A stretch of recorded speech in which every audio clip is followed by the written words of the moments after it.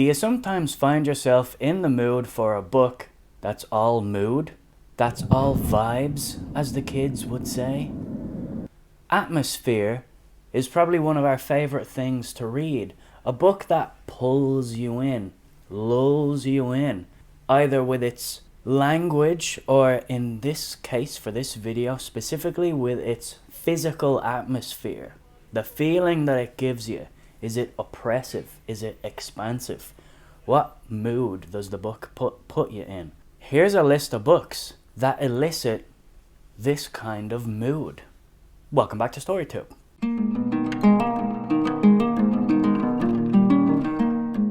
We figured that while sometimes when you're looking for your next read, you are going by genre or subgenre or just pulling from your general TBR and list of recommendations, sometimes there are more specific or broader, depending on how you look at it, things that you're in the mood for. And sometimes that thing might be something really atmospheric, the kind of book that you can smell and taste and hear when you're reading it. It's an immersive experience that surrounds you and swallows you. So this might kickstart a bit of a series, we'll see, no commitment, of recommendations based on other things that aren't genre. Basically, grouping books in a way that you wouldn't find in a bookshop. If you ever find yourself going into a bookshop and not knowing where to start, not really knowing where to look, the first thing you tell yourself is, what genre am I in the mood for? And honestly, we're not big fans of just grouping things by genre. And we kind of find that it very much dictates and pigeonholes how people choose and decide to read books. And obviously here on the channel we've developed a little bit of a reputation for reading kind of all over the place. I think we're leaning into that now and just saying, fuck it, we'll talk about whatever on this channel. But honestly, that's just how we read. We think that maybe this little series of videos that we'll do based on recommending things based on a certain feeling or a certain thing that a person likes. We have both worked as booksellers. Granted, you did it for longer than I did and you're better at it. Sometimes you get random questions from people that don't necessarily fit the mold of how marketing and publishing classifies books. So I guess that's what this little series of videos is gonna be about. Yeah, people don't usually come into a bookshop and ask a bookseller for a genre recommendation. Sometimes they do. More often than not, it's something either more vague or more specific. It can just be, I just want a great book, or I want something epic where we're following a character throughout their entire life, or I want something scary but not really horror, or like a thriller but not too violent, and that kind of thing. Like, that is usually what people ask for. And one of my favorite things is atmosphere. I love an atmospheric book regardless of the category that it falls under.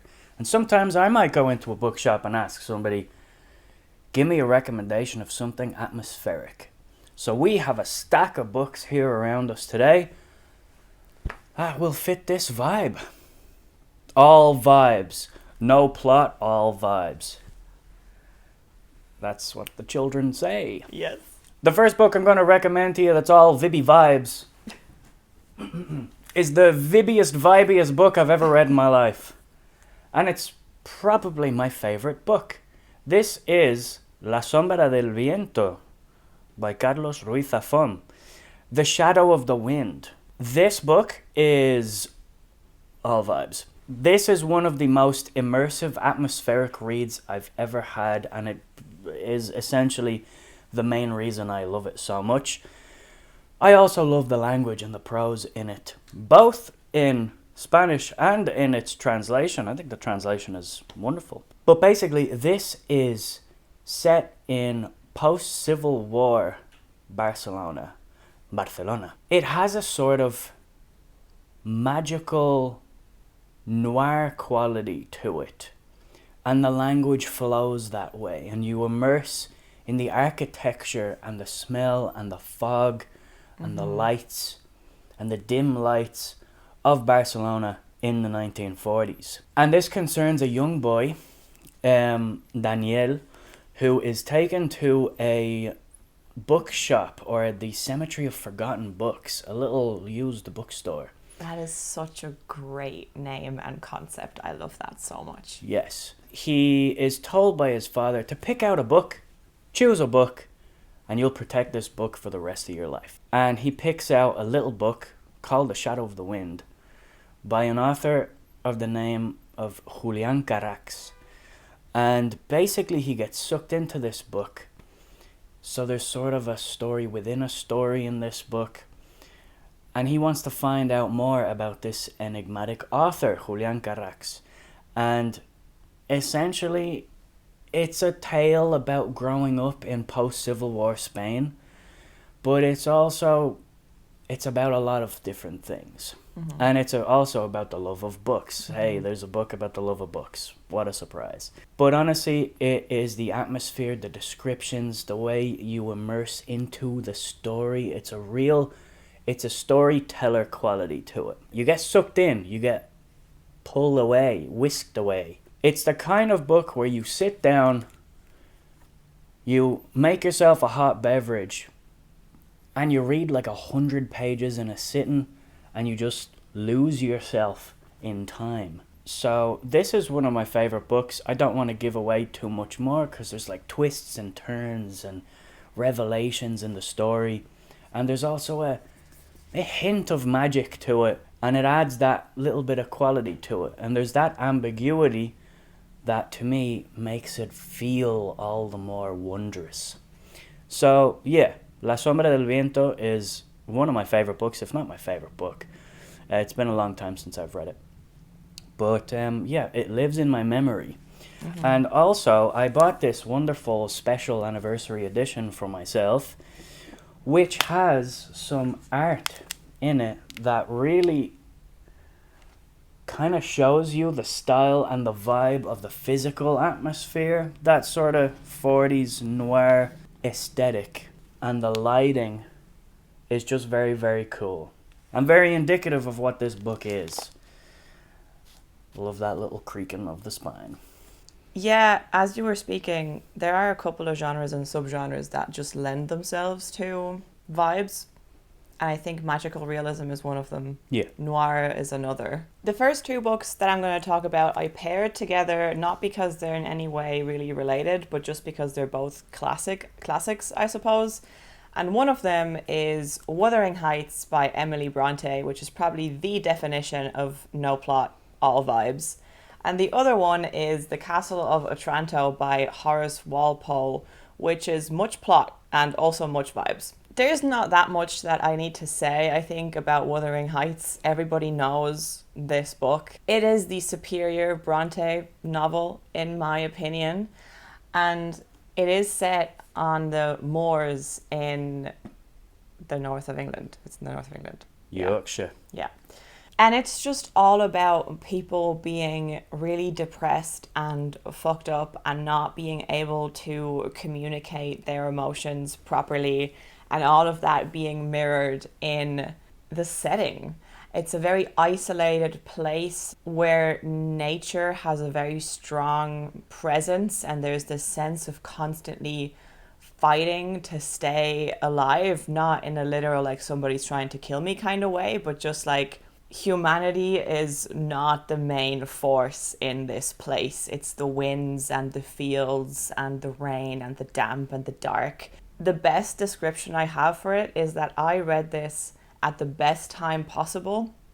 It was winter, it was dark and cold and raining outside, and it was the evening, and I was sitting in a big armchair with a cup of tea, and I was reading this book, listening to the rain outside, and it was mirroring the atmosphere of the book so well that it really enhanced the reading experience. I think these books are all about the experience of reading them as well. And the location is just as much a character. And also the location and what happens in that location, or what that location is or represents or smells like, mirrors what the characters are going through. Yes, great point. And it is the main thing that sticks with you. You feel like you think about the book, you look at the book, and you feel like there's just this whiff of air coming towards you that just smells like that story. This is a wonderful book. I absolutely love it. It's really depressing, but in a great way. The Castle of Otranto is not like that, but the reason I want to mention it is that it's the original Gothic revival novel. I made a video about Gothic fiction, and I think Gothic literature is by definition vibey. That's kind of what it's all about. So it's very dramatic. So there is a lot of plot here, a lot of things happen, people die all over the place. It's a big melodramatic story, but at its core, it's all about this sense of dread and fear of something potentially supernatural lurking, of ghosts, of curses, of inherited trauma and metaphors of that kind, and that makes the genre and this particular book very, very vibey. Going from one book set in the Yorkshire Dales to another one. This is Starve Acre by Andrew Michael Hurley. This is a really cool little book, also set in the moors in the north of England, and it's kind of a folk tale. And it's set in the 1970s, and it's about this little family who have just recently lost their son. And the mother and the father are lost themselves. And the father loves to go outside their house and go for walks out in the fields and lose himself out in those fields. And he becomes strangely obsessed with this tree, or the remnants of this tree trunk. A huge oak tree kind of weaves and sort of wisps its way around. The roots grow deep.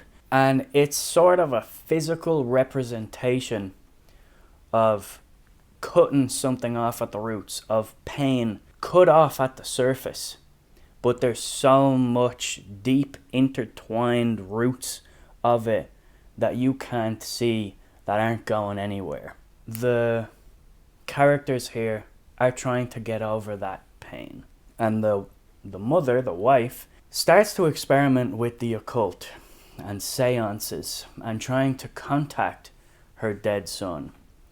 Great idea. Great idea. Always works out well for everybody. And then the father discovers the bones of a dead hare in the garden. And he brings this home. And strange things start to happen. And I don't want to say anything else, but the ending of this book is it smacks you. And the last line is very, it's sort of abrupt, but it leaves you with that ending of a really good short story where everything sort of clicks and you go, oh shit. This book is also all about the vibes and that atmosphere and the location informing character decisions and informing the reader about how a character feels.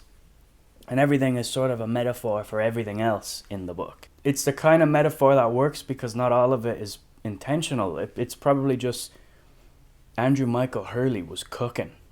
So everything was working.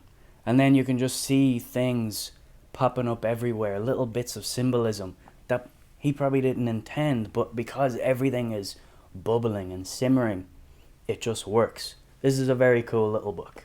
Kind of paired with this one, I also want to mention The Only Good Indians. Similar thematically to Starve Acre. This is about a group of Native American men, modern day America. I think it's somewhere like Montana or Wyoming or one of those places. I'm sorry, America. North Dakota. Fuck, it's on the first page. They go out hunting for elk. And unfortunately, one of them makes the mistake of shooting a pregnant elk. And that elk may or may not come back to haunt all of the members of this little group throughout the rest of their life. This is all about the snow and the contrast of snow and blood. And you feel the cold and you feel the warm blood and you can see the steam coming off it. And the breath of the elk is described and how you can kind of visualize it if it were a movie, that sort of A24 vibe. close-up shot of an elk looking a little dead behind the eyes, hot breath in the snow. Very vibey book. Also very uniquely written. The style, Stephen Graham Jones is kind of a prose stylist.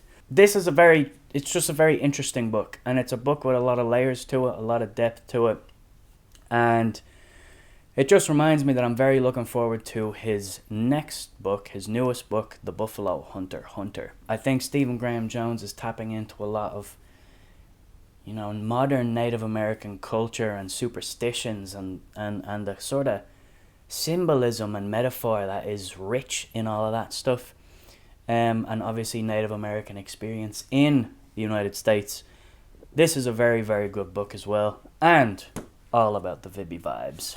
For the next two I want to mention, I have picked specific books, but I more want to talk about the authors because I think they're vibey in general. And those are Mariana Enriquez and Haruki Murakami. I have read 3 short story collections by Mariana Enriquez. This one is Things We Lost in the Fire. The other 2 are The Dangers of Smoking in Bed and A Sunny Place for Shady People.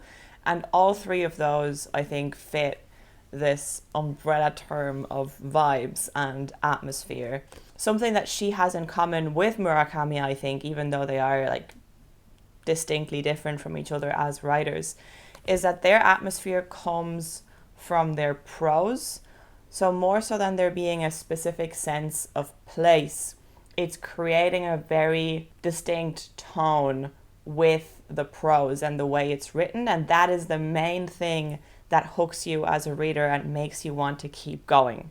Mariana Enriquez specifically has a lot of horror elements in her short stories. I haven't read her novel, Our Share of Night, yet, but I think that is quite horror adjacent, at least, as well. So there's a lot of dealing with death and trauma and these kinds of fears being visualized in the stories, and there's hints of magical realism with that as well, depending on the story, some more, some less. I happen to really enjoy that, and it does lend itself to a lot of atmospheres. You get people lonely in a city and going to cemeteries and trying to escape something, be that their past or their family or their neighborhood.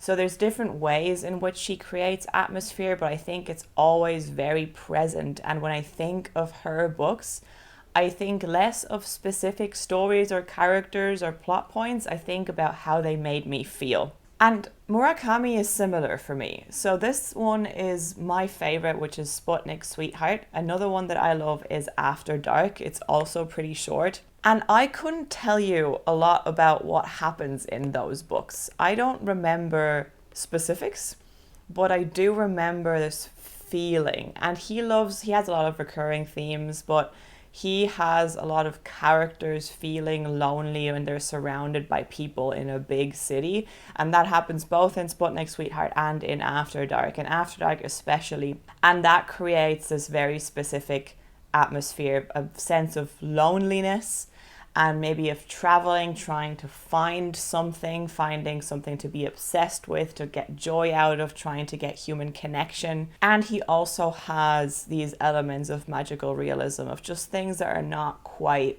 right. Especially in some of his books, in 1Q84, that's the case, for example, and in After Dark as well.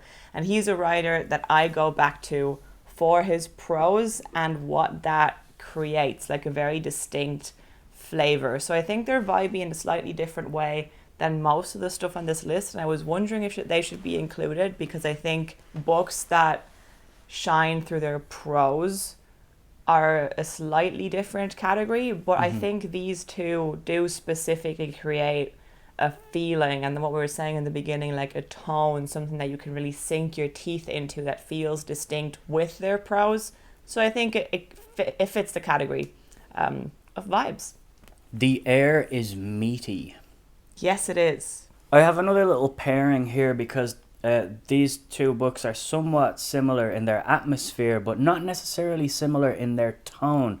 And I think that's kind of interesting because they go for the same thing with atmosphere, but they slightly differ in tone. First one up is The Black House by Peter May. I've talked about these books. This is a sort of trilogy of books. Actually, it's 4 now. Set in the Scottish Highlands or the Outer Hebrides, and all of the vibes that come with life on the islands there in northern Scotland.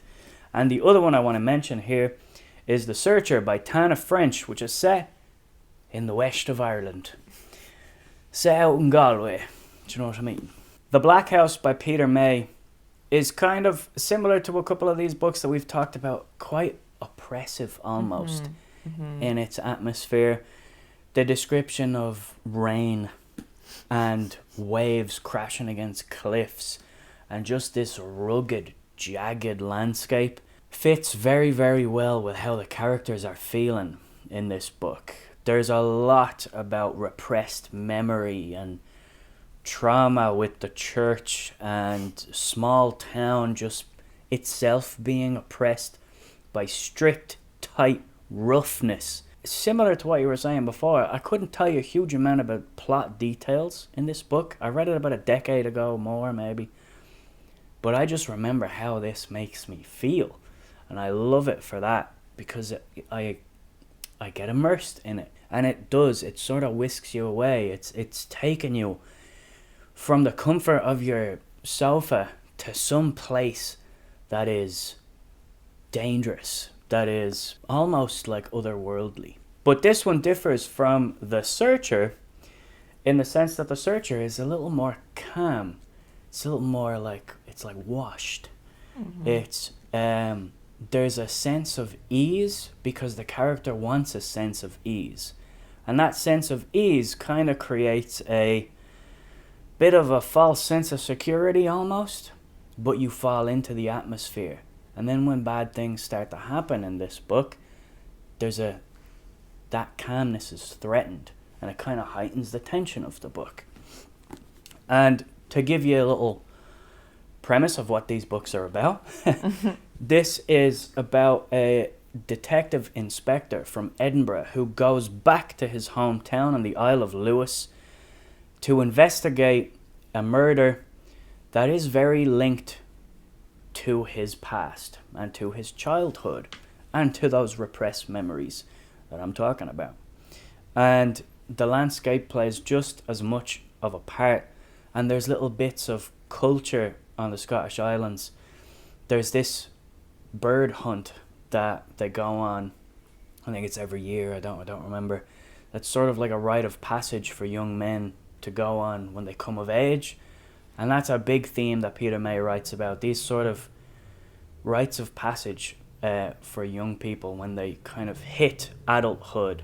And all the decisions and mistakes you make as a kid rippling later. It's a big thing that Peter May writes about. And specifically with the culture of the Outer Hebrides and sort of the differences between the islands and the mainland Scotland. So it's very, very interesting. And The Searcher is about an early retired Chicago PD who kind of wants to escape a stressful divorce and the big city life and retire out to the west coast of Ireland, out in Galway, where things are very slow. And he just wants to buy himself a wee fixer-upper, you know, carve some wood out and fix up his gaff, do you know, and just live out in the fresh air with the smell of cow shite. Sorry to everybody from the west of Ireland. Tana French's descriptions here are very pleasant and nice to read, and it makes you feel like you're there, like you're calm, like you're sort of, there's a patience in the book.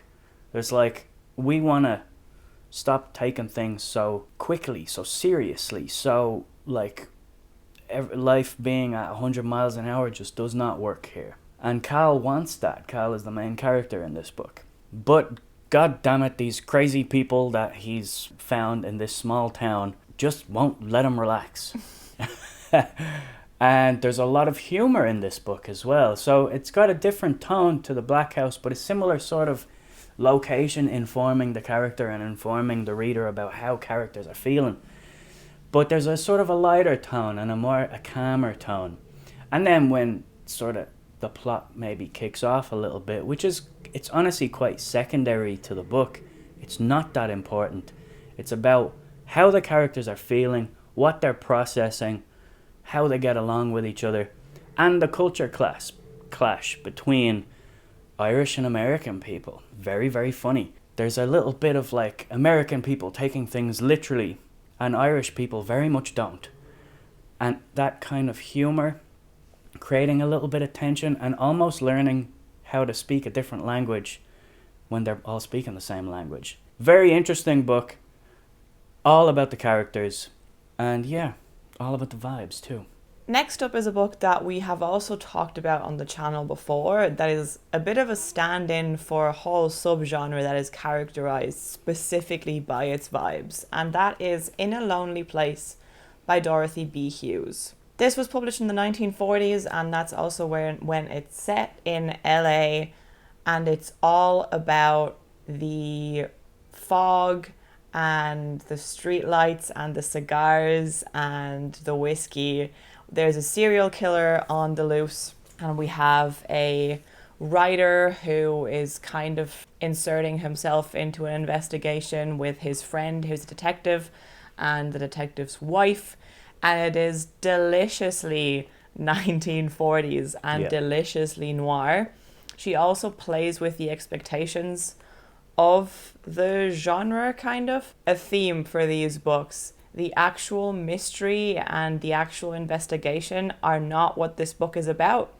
It's all about a very, very heightened sense of place and time, as well as about living in one person's head. I think something that's quite common with books that are very vibey, not always, but there's a few like that on this list in this video, is following one person quite closely who is lonely, who is trying to escape something, who is running towards something. Maybe they don't quite know, maybe we never find out, but somebody who is in a big city, surrounded by things, surrounded by people, surrounded by lights, and yet you are in their head and it feels like a very lonely place.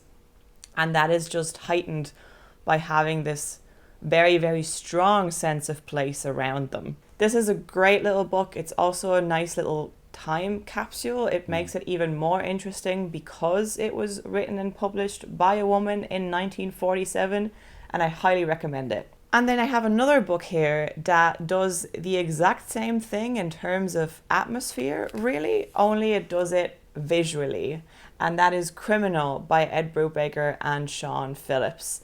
This is a comic book series, quite a long one at this point, but each arc is kind of self-contained, so you can read them within like hour and a half, something like that, in an evening, and you get a little bite-sized story. We're essentially following different characters that are somehow involved in the criminal underworld of this unnamed city.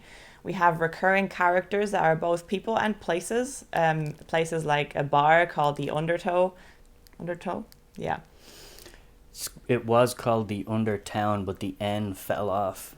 So it's just called the Undertow. It's got a neon sign in a rainy, dirty city. And you can hear it. You can hear the flickering of the neon and the rain in the background and the footsteps on the wet pavement when you see the images.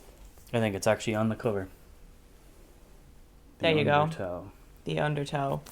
And it becomes a character in the series. Obviously, a lot of the vibes come from the art, specifically by Sean Phillips, from the colouring, from what you see in like the alleyways of the city, and like, yeah, the flickering neon signs and the cars and the rain and the fog. It just adds to what you're reading.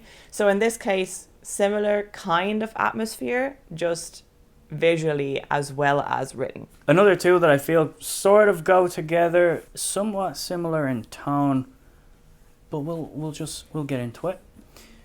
One is Prince of Thorns by Mark Lawrence. Another one where the location and the environment really inform the tone of the book and the immersiveness of the atmosphere.